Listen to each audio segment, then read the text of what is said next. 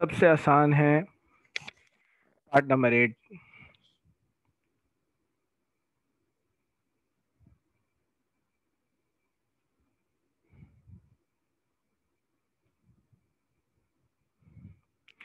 इस पार्ट में करना क्या है,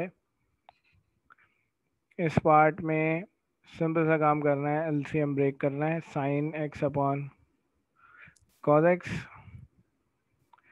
plus cos x upon cos x D x.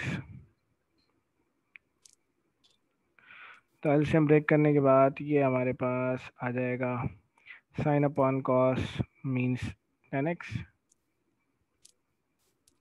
Cos upon cos मतलब 1, होल पावर 1 है। 10 को इंटीग्रेट करने पे 10 के एंगल का डेरिवेटिव 7 होना चाहिए। एंगल का डेरिवेटिव 1 है तो इसका मतलब है 1 हर जगह होता है। डायरेक्ट इंटीग्रेट करेंगे, 10 को इंटीग्रेट करने पे आएगा ln sec x प्लस 1 को इंटीग्रेट करने पे क्या आ जाएगा x प्लस c। ये सवाल कंप्लीट हो गया। और कौन सा सवाल नहीं हुआ हमने बेटा? आप कह रही हैं 7 तो कराया तो मैंने कल मतलब की क्लास में।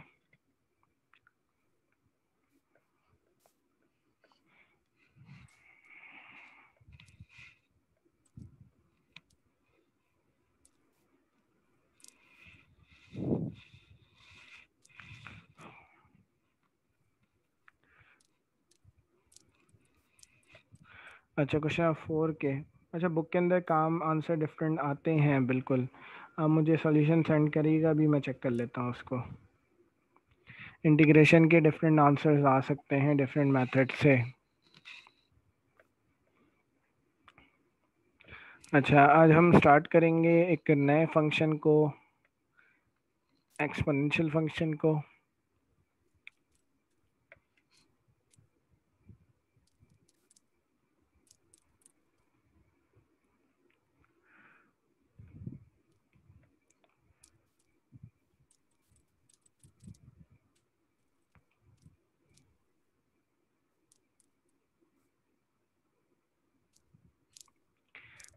एक्सपोनेंशियल फंक्शन को इंटीग्रेट कैसे करते हैं, how to solve.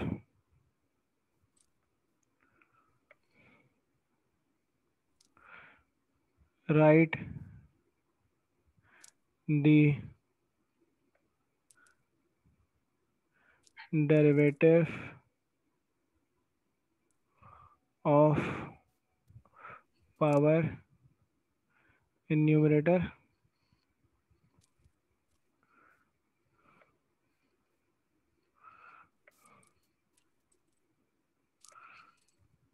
then integrate the given exponential function।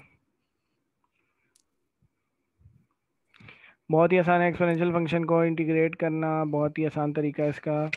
Question number 2 का पार्ट 1।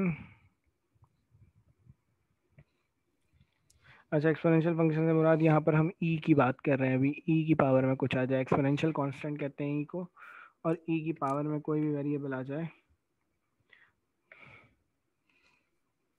तो इसको कैसे इंटीग्रेट करना है। एक्सपोनेंशियल फंक्शन जब भी दिखे आपको सबसे पहला काम क्या करना है, आपको प्रोडक्ट में पावर का डेरिवेटिव लिखना है।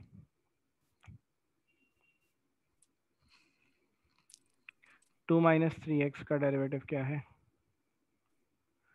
2 का डेरिवेटिव हो गया 0, 3 एक्स का डेरिवेटिव 1 हो गया तो माइनस का 3 आ गया। पावर का डेरिवेटिव -3 है तो हमें इसको इंटीग्रेट करने के लिए इसके साथ क्या चाहिए, हमें पावर का डेरिवेटिव चाहिए प्रोडक्ट में। तो मल्टीप्लाई एंड डिवाइड बाय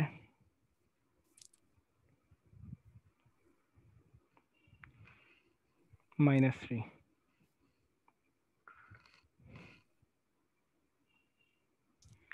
तो यहाँ पर हमने डिवाइड करा दिया -3 से, मल्टीप्लाई करा दिया -3 से, ई की power 2 - 3x।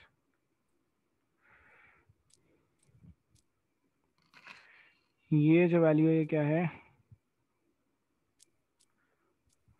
Derivative of power. Exponential function उस वक्त तक इंटीग्रेट नहीं हो सकता जब तक पावर का डेरिवेटिव ना लिखा हो। पावर का डेरिवेटिव लिख दिया, इंटीग्रेट कैसे करना है बेटा, डेरिवेटिव को छोड़ के जो भी वैल्यूज हैं वो एज इट इज लिखते हैं, -1/3 ई की पावर 2 - 3x dx प्लस आई सी। तो एक्सपोनेंशियल फंक्शन को इंटीग्रेट करने का तरीका क्या है, पावर का डेरिवेटिव लिख दिया, देन उसके बाद डेरिवेटिव को छोड़ दें, जो भी वैल्यूज रह गई हैं वो एज इट इज लिख देंगे, तो इसका मतलब है ये इंटीग्रेट हो गया है। देखो ना, integration is the reverse process of differentiation. अगर मैं बात करूं ई की पावर 3x को, इसको डिफरेंशिएट करता हूं तो मेरे पास रिजल्ट क्या आएगा, e as it is multiply by the differential of power, power का डेरिवेटिव 3 है, मतलब इसको डिफरेंशिएट कर रहा हूँ तो मेरे पास ये रिजल्ट आ रहा है। इंटीग्रेशन क्या, रिवर्स प्रोसेस, तो इसको इंटीग्रेट करने पे मेरे पास क्या रिजल्ट आना चाहिए, मेरे पास ये रिजल्ट आना चाहिए। तो इसीलिए हम कहते हैं कि पावर का डेरिवेटिव 7 होगा तभी ये वैल्यू इंटीग्रेट होगी, पावर के डेरिवेटिव को छोड़ देंगे, जो वैल्यू है वो हमारा आंसर आ जाएगी।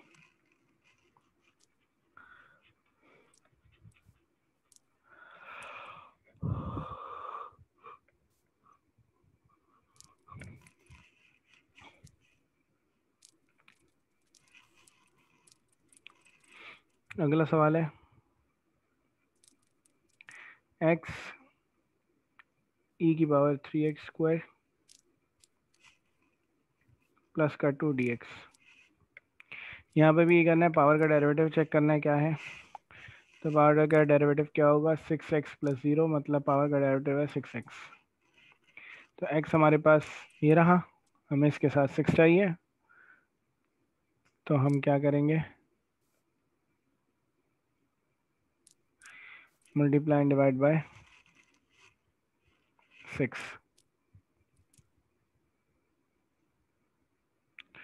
डिवाइड करा दिया 6 से, मल्टीप्लाई करा दिया 6 से,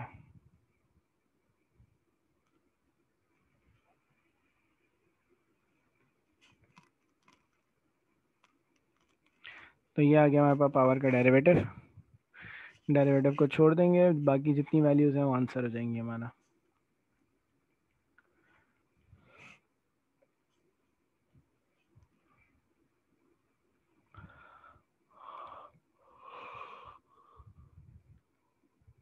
ये हमारा आंसर होगा।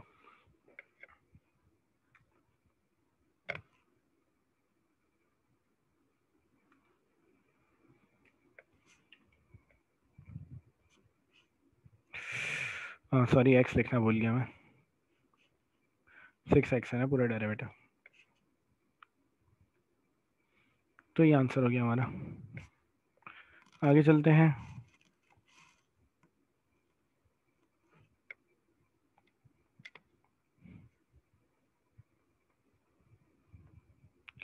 Question number 2 part 4।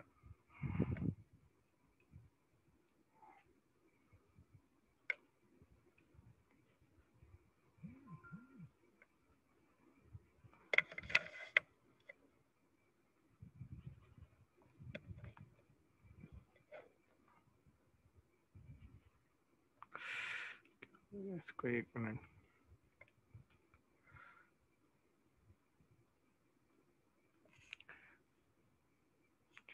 तो ये हो गया e की पावर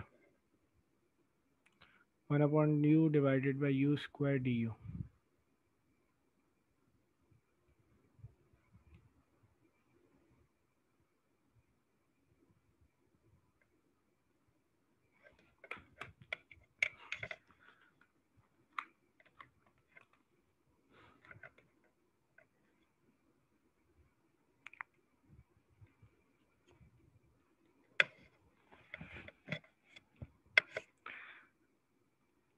अच्छा, सवाल को अगर हम देखें तो मैंने क्या करा, 1/u² अलग लिख दिया, e की पावर 1/u अलग लिख दिया du। बेटा e की जो पावर है वो 1/u है, इसका डेरिवेटिव लेके देखेंगे। तो इसके डेरिवेटिव के लिए हम क्या करेंगे, यू को ऊपर ले जाएंगे तो यू की पावर क्या हो जाएगी, -1। तो यहाँ पर क्या हो जाएगा, मल्टीप्लाई बाय दी पावर, -1 से मल्टीप्लाई करा देंगे इसको तो ये नेगेटिव हो जाएगा। सब्ट्रैक्ट 1 फ्रॉम दी पावर, तो पावर में से एक कम कर देंगे तो इसका डेरिवेटिव आ जाएगा -u की पावर -2। इसका मतलब है ये हो जाएगा -1/u²। तो 1/u² के साथ नेगेटिव साइन आ जाएगी हमारे पास। तो 1/u² है, हमें इसके साथ माइनस की साइन चाहिए ताकि हमारे पास डेरिवेटिव बन जाए। तो उसका आसान तरीका है, बाहर भी माइनस लगा दो, अंदर भी माइनस लगा दो, क्योंकि माइनस और माइनस प्लस हो जाएगा, वापस वही रिजल्ट आ जाएगा। तो अब ये जो पूरी वैल्यू है ये हमारे पास क्या हो गई, डेरिवेटिव ऑफ पावर हो गई। तो डेरिवेटिव ऑफ पावर हमारे पास लिखा हुआ है, तो हमने क्या करना है, पावर को छोड़ के जो वैल्यूज़ हैं वो हम लिख देंगे, -e की पावर 1/u+c।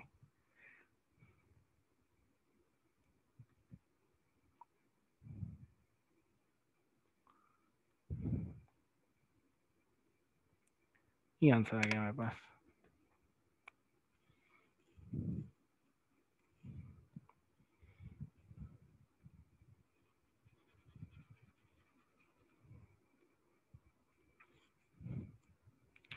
एक और सवाल है पार्ट 6।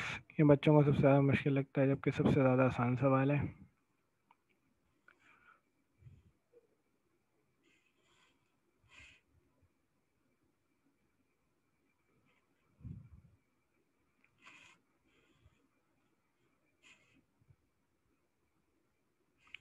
बेटा देखो, इंटीग्रेशन के अंदर एक बात याद रख लो, जहाँ पर x लिखा हुआ है वही वैल्यू इंटीग्रेट होगी, उसके अलावा कोई भी वैल्यू इंटीग्रेट नहीं होगी। तो इस सवाल को अगर हम देखें तो देखने में बड़ा मुश्किल लग रहा है, लेकिन ये बहुत ही आसान सवाल है, क्योंकि ये जो फैक्टर है पूरा का पूरा, इस फैक्टर में कहीं पर x नहीं है। अब x नहीं है तो ये क्या बन जाएगा, कोफिशिएंट, और कोफिशिएंट पे इंटीग्रेशन का कोई असर नहीं होता, तो ये क्या हो जाएगा, साइन ऑफ इंटीग्रल से बाहर लिख दिया जाएगा। 2e⁻³ के -5 होल पावर 2/3 या 2/5। इंटीग्रेट खाली क्या होगा, e⁻x dx। तो बेटा e को डिफरेंशिएट इंटीग्रेट करते हुए क्या देखना है, पावर का डेरिवेटिव है या नहीं है। तो पावर x का डेरिवेटिव 1 बाहर मौजूद है, हर जगह पर होता है 1। तो इसका मतलब e⁻x डायरेक्ट इंटीग्रेट हो जाएगा, 2e⁻³ के -5 आ गया, e⁻2/5, और e⁻x एज इट इज आ गया, प्लस c हमारा आंसर हो गया।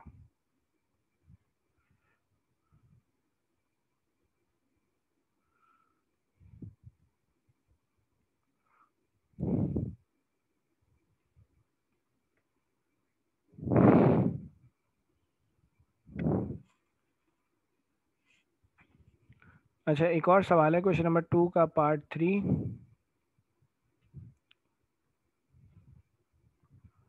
ये बहुत छोटे सवाल आते हैं, बिल्कुल ये एमसीक्यूज में आते हैं ज़्यादातर, तो क्योंकि इस साल तो एमसीक्यूज भी 25 आने हैं, तो उम्मीद है कि एमसीक्यूज में आएंगे ये। अच्छा बेटा, यहाँ पर अब क्या करना है हमें,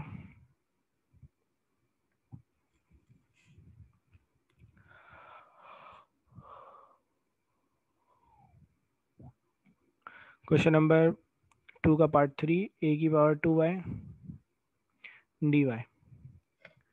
बेटा इस सवाल को इंटीग्रेट करने के लिए हमें एक फॉर्मूले का इस्तेमाल करना पड़ता है, जिसके अंदर क्या हो, किसी भी नंबर के ऊपर वेरिएबल आ जाए। यहाँ पर e के ऊपर वेरिएबल आ रहा था, e के ऊपर x आ रहा था, e के ऊपर y आ रहा था, तो इसको इंटीग्रेट करने का अलग तरीका था। लेकिन अगर e के ऊपर e के अलावा कोई नंबर हो, जैसे a एक कांस्टेंट को रिप्रेजेंट कर रहा है, कांस्टेंट की पावर में अगर वेरिएबल आ जाए, तो उसको इंटीग्रेट करने के लिए वहाँ पर हम ये फॉर्मूला लगाते हैं, a की पावर bx dx बराबर है 1/b a की पावर bx प्लस c। बस ये फॉर्मूला लगाते हैं।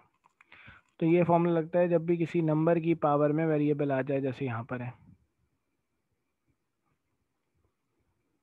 तो a यहाँ पर a है, b यहाँ पर 2 है, x यहाँ पर y है, तो इसका आंसर आएगा 1/b, मतलब 1/2 a की power by plus c। Direct answer आ जाएगा। ये फॉर्मूला याद रखना है, ये सवाल एमसीक्यूज में ही आता है ज़्यादातर।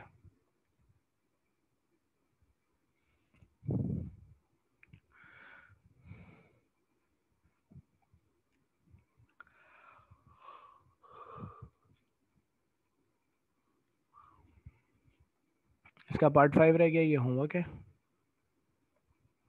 इसी के साथ एक्सपोनेंशियल फंक्शन के तमाम सवाल कंप्लीट नहीं, एक रह गया, सॉरी कह रहा तमाम हो गए। एक सवाल रह गया है जो कि क्वेश्चन नंबर 3 में है, मैंने कराया नहीं था। क्वेश्चन नंबर 3 का पार्ट 11, इसमें कहा जा रहा है e की power 3 cos 2x into sine 2x dx। बेटा एक्सपोनेंशियल फंक्शन के साथ कोई और फंक्शन आ जाए तो सबसे पहला काम क्या करना है कि एक्सपोनेंशियल फंक्शन के पावर का डेरिवेटिव देखना है। तो 3 cos 2x लिखा हुआ है, इसका डेरिवेटिव हम निकाल के ज़रा देखते हैं। 3 एज इट इज़ रहेगा, cos का डेरिवेटिव आ जाएगा माइनस साइन 2x, मल्टीप्लाई कराएंगे डेरिवेटिव ऑफ एंगल से, मल्टीप्लाई कराएंगे 2x के डेरिवेटिव से, तो 2x का डेरिवेटिव 2 हो जाएगा, 2 3 6 6 साइन 2x आ जाएगा।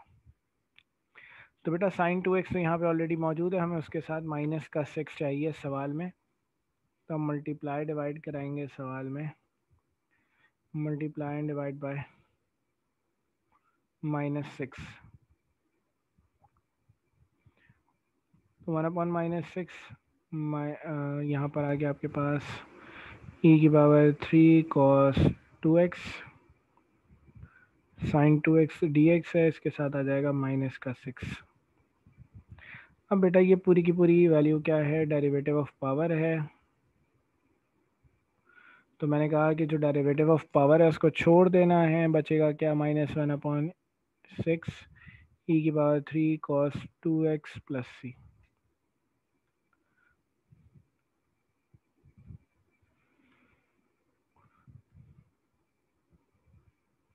आंसर आ गया ये,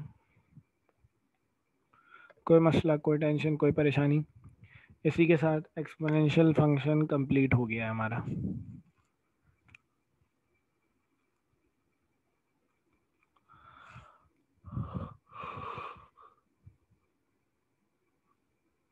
मतलब हमारा क्वेश्चन 1 भी हो गया, क्वेश्चन 2 भी हो गया, क्वेश्चन नंबर 3 भी हो गया, क्वेश्चन नंबर 4 भी हो गया हमारा।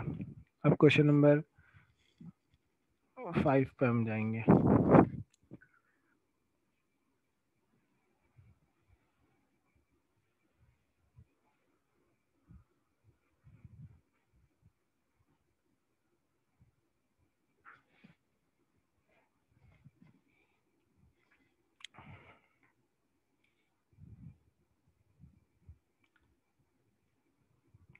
क्वेश्चन नंबर 5 भी टिग्नोमेट्रिक फंक्शन है, लेकिन टिग्नोमेट्रिक फंक्शन के अंदर अब यहाँ पर क्या है,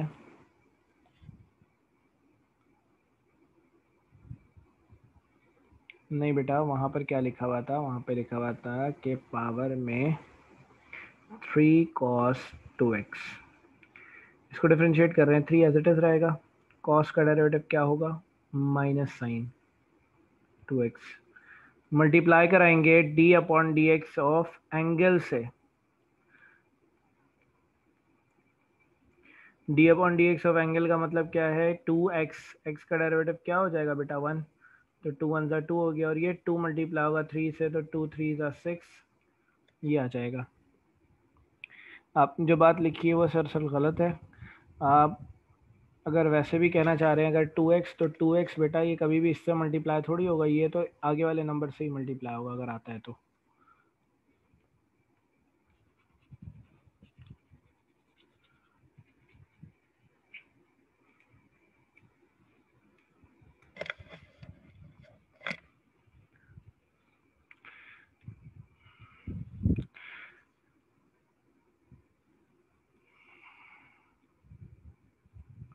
ट्रिग्नोमेट्रिक फंक्शन के अंदर अब जो सवालात आ रहे हैं समझ लें कि बच्चों को थोड़े मुश्किल लगते हैं, क्योंकि इसमें भी, इन सवालात में भी अलग अलग टाइप्स हैं, अलग अलग तरीके हैं।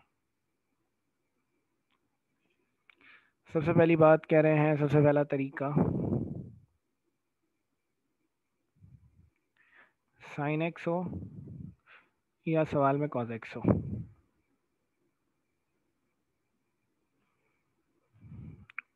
उस पर क्या हो, इवन पावर हो।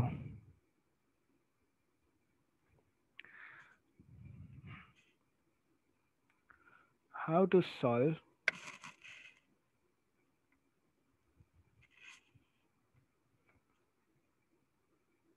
First convert the function into linear power, then integrate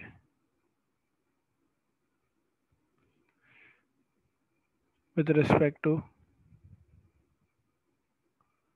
given variable। पहले कन्वर्ट करना पड़ेगा और फिर जो भी रिस्पेक्ट दी हुई है उसके रिस्पेक्ट से इंटीग्रेट करना होगा। कन्वर्ट कैसे करेंगे? साइन स्क्वायर एक्स बराबर है 1 माइनस कॉस 2x अपॉन 2 के, और कॉस स्क्वायर एक्स बराबर है 1 प्लस कॉस 2x अपॉन 2 के। ये फॉर्मूला आए कहाँ से? हाफ एंगल फॉर्मूला आपने पढ़ा है, कॉस थीटा अपॉन 2 बराबर है under root 1 plus cos theta upon 2। अगर इसी फॉर्मूले में हम थीटा की जगह 2x रखते हैं, हाँ कॉस, तो फॉर्मूला हो जाता है cos 2x upon 2 is equal to root 1 plus cos 2x upon 2। 2 से 2 cancel, squaring on both sides कर देंगे तो कॉस स्क्वायर बराबर आएगा 1 प्लस कॉस 2x अपॉन 2 के। तो ये हमारे पास का आंसर आ जाएगा। तो ये हाफ एंगल फॉर्मूले जो साइन और कॉस से अंश से ये दो फॉर्मूले ड्राइव हुए हैं, ये फॉर्मूले कब इस्तेमाल हो रहे हैं? साइन और कॉस के ऊपर अगर इवन पावर आ जाए अलग अलग या एक साथ। शर्त ये है कि अगर दोनों एक साथ हैं तो दोनों पे इवन हो। मिसाल के तौर पे क्वेश्चन नंबर 5 का पार्ट 1, जिसमें हमसे कहा जा रहा है sine square x D x.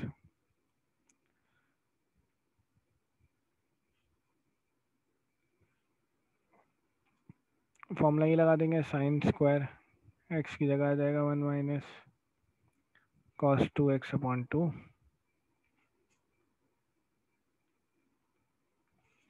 तो ये आ जाएगा 1 minus cos 2x upon 2।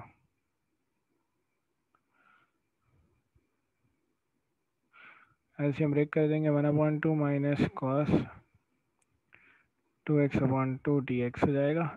LCM break करने पे साइन ऑफ इंटीग्रल बेटा दोनों वैल्यूज़ के साथ अलग आ जाएगी, 1 अपॉन 2 dx के साथ भी आ जाएगा, दूसरी वैल्यू के साथ भी आ जाएगा cos 2x upon 2 into D x. 1 upon 2 बाहर आ गया, साथ में dx, यहाँ पर भी 1 अपॉन 2 बाहर आ गया, तो ये आ गया cos 2x dx। बेटा यहाँ पर तो कुछ नहीं है, इंटीग्रेट होने पे x आ जाएगा, बहुत आसान सी बात है, जहाँ पर कुछ नहीं होता वहाँ इंटीग्रेट होने पे x आ जाता है। यहाँ पर है टिग्नोमेट्रिक फंक्शन। टिग्नोमेट्रिक फंक्शन आप लोगों को कल ही बताया था कि कैसे इंटीग्रेट करना है। जब भी टिग्नोमेट्रिक फंक्शन आ जाए तो हमें साथ में क्या चाहिए? उसके एंगल का डेरिवेटिव चाहिए। तो एंगल का डेरिवेटिव यहाँ पर क्या है? एंगल को अगर डिफ्रेंशिएट करेंगे तो क्या आएगा? एंगल 2x है, 2x का डेरिवेटिव हमारे पास क्या आएगा? 2। हमें यहाँ पर 2 चाहिए, तो मैं यहाँ सिंपल से काम कर रहा हूँ, लिखने के बजाय मैंने क्या करा? मल्टीप्लाई करा दिया 2 को, और यहाँ नीचे एक 2 को डिवाइड करा दिया। अब डायरेक्ट भी कर सकते हैं, तो ये क्या हो गया? Derivative of angle. अब डेरिवेटिव ऑफ एंगल साथ लिख दिया तो इसका मतलब है सवाल इंटीग्रेट हो जाएगा। यहाँ पर कुछ नहीं है तो 1/2 एज इट इज आया, यहाँ पर कुछ नहीं है तो इंटीग्रेट करने पे x आ गया, माइनस का 1/2 टू द 4। यहाँ पर एंगल का डेरिवेटिव मौजूद है तो एंगल के डेरिवेटिव को छोड़ देंगे। कॉस को इंटीग्रेट करने पे क्या आता है? कॉस को इंटीग्रेट करने पे आ जाएगा साइन 2x प्लस सी हो गया। ये इनकी प्रैक्टिस बहुत ज़्यादा करें बेटा, जो सवालात कल भी कराए गए तो इनकी दोबारा से प्रैक्टिस करें हर एक सवाल की।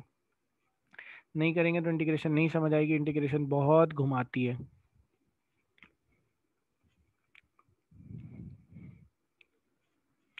फिर उसके बाद पार्ट 2 है, जिसमें कह रहा है cos square 3x plus 2 dx।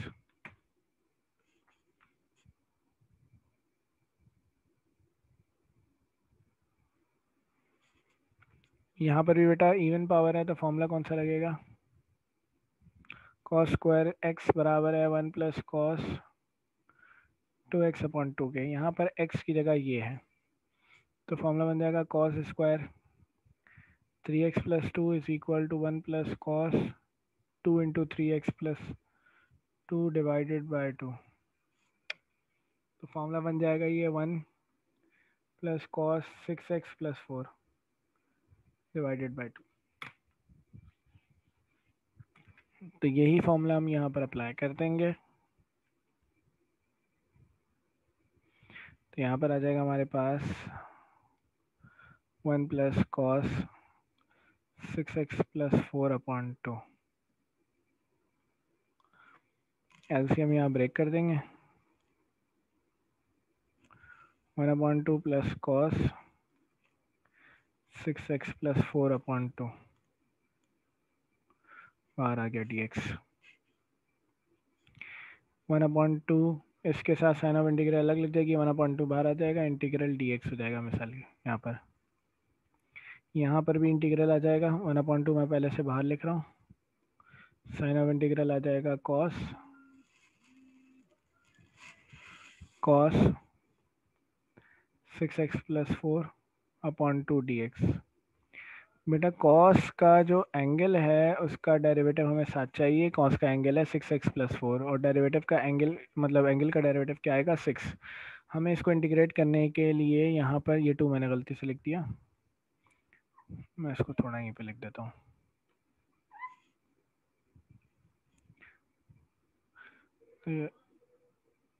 cos 6x plus 4 dx। बेटा हमें एंगल का डेरिवेटिव इसके साथ चाहिए। एंगल का डेरिवेटिव हमारे पास क्या है 6, तो हमने यहाँ मल्टीप्लाई करा दिया 6 से और नीचे डिवाइड करा दिया 6 से। तो ये क्या हो जाएगा हमारे पास, सवाल ये हो जाएगा हमारे पास 1/2। यहाँ पर x नहीं है तो इंटीग्रेट होने पे x आ जाएगा। ये आ गया 1/2 6 12। सही है। ये 6 क्या है, डेरिवेटिव ऑफ एंगल, इसको छोड़ दिया। कॉस को इंटीग्रेट करने पे क्या आ जाएगा, साइन 6x प्लस 4 प्लस सी। तो ये हमारे पास सवाल का आंसर आ जाएगा। आ रही है बात समझ में?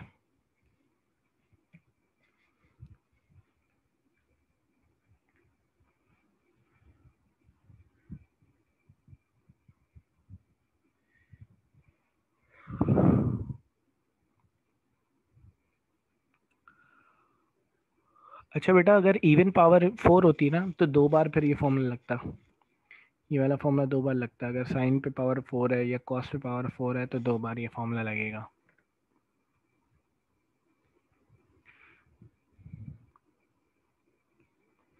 जैसे कि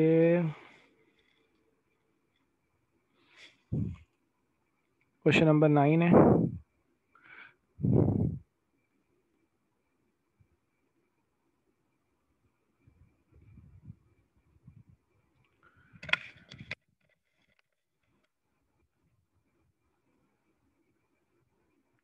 क्वेश्चन नंबर 9 में लिखा हुआ है sine square x into cos square x. अब दोनों पे क्योंकि इवन पावर है तो क्या होगा, कॉस साइन स्क्वायर एक्स की जगह आ जाएगा 1 minus cos 2x upon 2। Cos square x की जगह आएगा 1 plus cos 2x upon 2 dx। नीचे तो हमारे पास आ गया 2 टू द 4। ऊपर बेटा प्लस माइनस की साइन है तो ऊपर फॉर्मूला बन जाएगा ए स्क्वायर माइनस बी स्क्वायर का। ए बेटा 1 है, बी हमारे पास cos 2x है।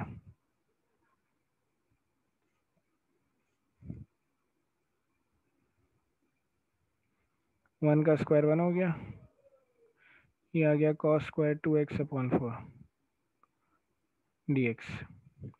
ऊपर 1 माइनस कॉस स्क्वायर लिखा हुआ है बेटा, इस पर एक काम ही कर सकते हैं। 1 माइनस कॉस स्क्वायर बराबर होता है किसके, साइन स्क्वायर के, तो साइन स्क्वायर 2x अपॉन 4 हो जाएगा dx।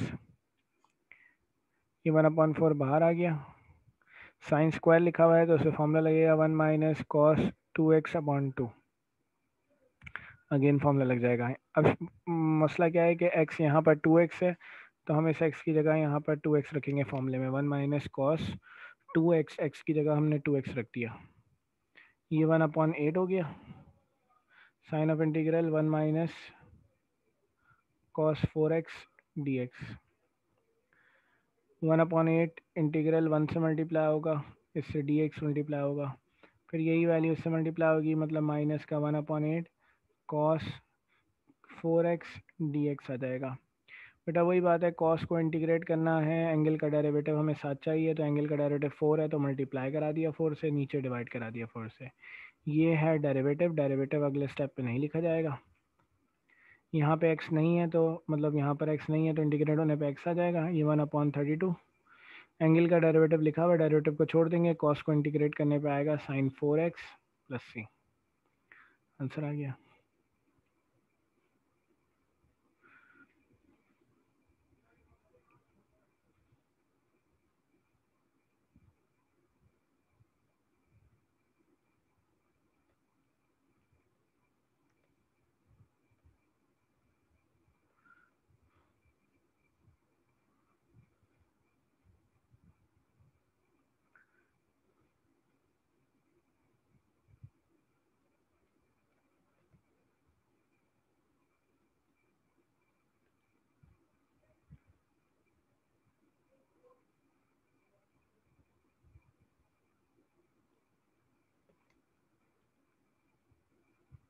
ये सवाल ज़रा आपको होमवर्क में करने हैं। नहीं होंगे तो बता दूंगा, बुक के सवाल नहीं है, अलग से सवाल दिए हैं ताकि मुझे बात पता चल जाए कि आपको ये चीज़ समझ आई है या नहीं आई है, और आप ये करेंगे हो जाएगा तो इसका मतलब ये चीज़ आपकी पक्की हो गई है।